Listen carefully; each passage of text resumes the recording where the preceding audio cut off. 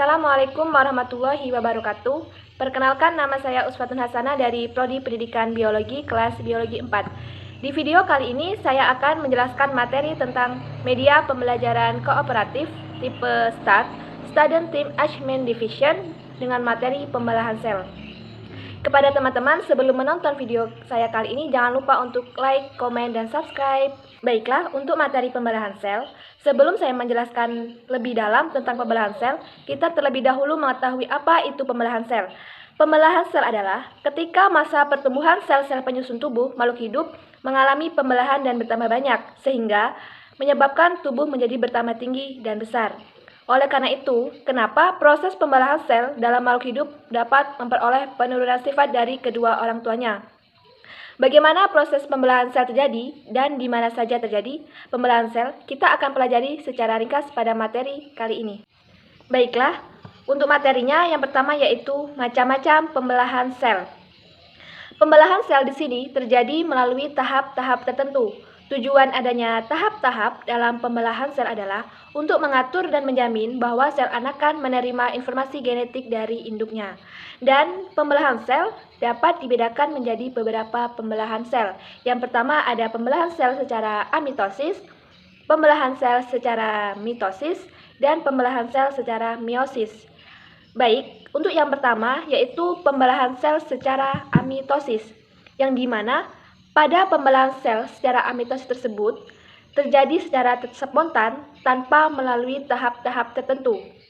Tahap-tahap tertentu tersebut adalah tahap pembelahan sel, yang dimana pembelahan tersebut terjadi karena sel bakteri tidak memiliki membran inti yang membatasi nukleoplasma dengan sitoplasma.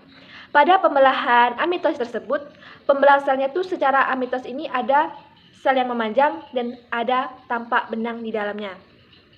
Kemudian yang kedua yaitu fase mitosis, yang dimana pada fase mitosis ini pembelahan sel melalui tahapan-tahapan tertentu. Pembelahan sel terjadi di sel eukariotik dan menghasilkan dua sel anakan yang identik dengan induknya.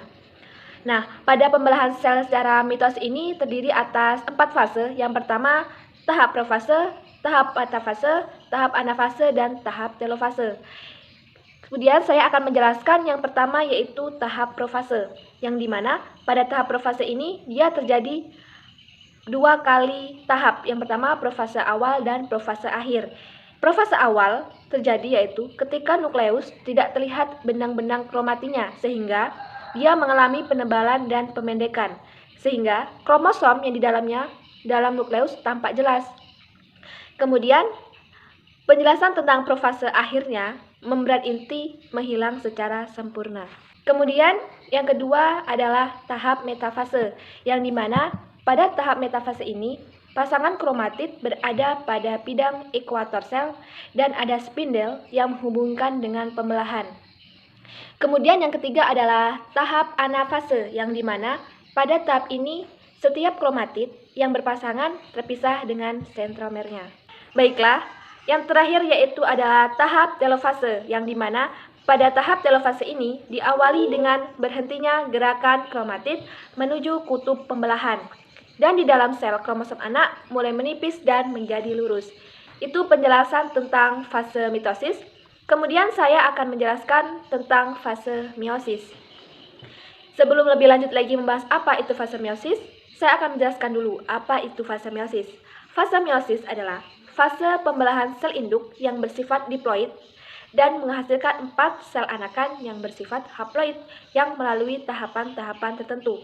Tahap pembelahan meiosis meliputi 2 kali pembelahan dan menghasilkan 4 sel anakan. Baiklah, di sini saya akan menjelaskan tentang 2 kali pembelahan pada sel meiosis dan menghasilkan 4 sel anakan. Pada fase meiosis ini, dia mengalami 2 kali pembelahan, yaitu pembelahan meiosis pertama dan pembelahan meiosis kedua. Di sini saya akan menjelaskan dulu tentang pembelahan meiosis pertama, yang dimana tahap pembelahan meiosis pertama ini dia terdiri atas 5 fase, yang diantaranya yaitu adalah lepton, zigoten, pakiten, diploten, dan diakinesis. Yang kedua, tahap metafase pertama.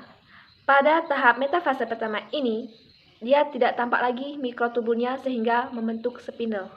Kemudian yang ketiga, tahap anafase pertama, yang di dalamnya kromosom homolog yang terpisah akan tertarik menuju kutub yang berlawanan. Kemudian yang keempat, tahap telofase pertama, yang di dalamnya pada tahap telofase ini nukleus tampak kembali dalam satu sel sehingga terbentuk dua inti yang lengkap. Kemudian pembelahan meiosis kedua. Tadi kita sudah menjelaskan tentang pembelahan meiosis pertama. Sekarang kita akan menjelaskan tentang pembelahan meiosis yang kedua, yang dimana di dalamnya terdapat tahapan-tahapan pembelahan. Yang pertama, profase kedua. Pada profase kedua ini, tahap ini diawali dengan pembelahan sel atau pembelahan dua buah sentriol menjadi dua pasang sentriol baru. Kemudian yang kedua, tahap metafase 2, yang di dalamnya pada tahap ini spindel menghubungkan sentromer dengan pembelahannya. Yang ketiga, tahap anafase 2, yang dimana sentromernya berpisah dengan kromatid menuju kutub yang berlawanan. Dan yang keempat yaitu tahap telofase kedua, yang dimana kromatid mencapai kutub pembelahannya. Baiklah, tadi saya sudah menjelaskan tentang materi pembelahan sel. Kemudian yang terakhir saya akan memberikan alasan kenapa saya memilih media pembelajaran kooperatif tipe START pada materi pembelahan sel. Karena pada tipe START ini merupakan pendekatan cooperative learning yang menekankan pada aktivitas siswa, sehingga di sini siswa lebih ditekankan untuk aktif dan untuk saling memotivasi siswa yang satu dengan siswa yang lainnya. Dengan materi pembelahan sel ini, penggunaan media gambar juga sangat berpengaruh untuk meningkatkan hasil pembelajaran tentang materi pembelahan sel tersebut. Karena dalam pembelahan sel tersebut banyak sekali tahap-tahapnya, banyak sekali tahap seperti profase, metafase, anafase yang dimana itu harus menggunakan media gambar agar siswa lebih mengerti lagi. Baiklah, cukup sekian video dari saya. Saya akhiri. Wassalamualaikum warahmatullahi wabarakatuh.